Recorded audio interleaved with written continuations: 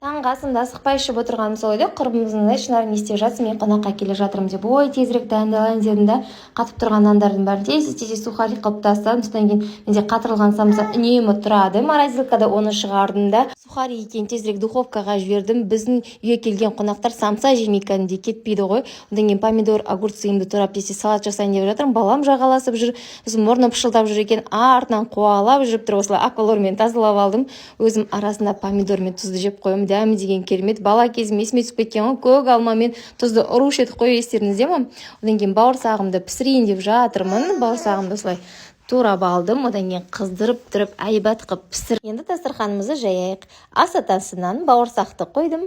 Одан кейін самса, салат, қаймақ пен бауырсақ күшті кетеді, варенье, рулет және де фруктовый салат.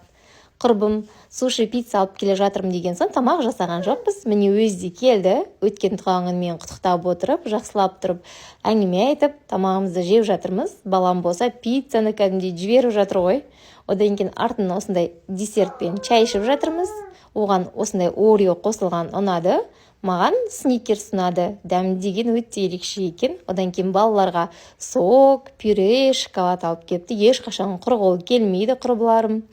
Одан кейін туған күніне осындай кішігірім сыйлығымды бердім. Әңгіме айтамыз деп, кештің қалай батқанын білмей қалып, біз сарқыттаймыз алып бердім. Ол алмаймын деп қашып бара жатыр. Мен ал деп артынан жүгіріп бара жатырмын. Өте керемет отыр.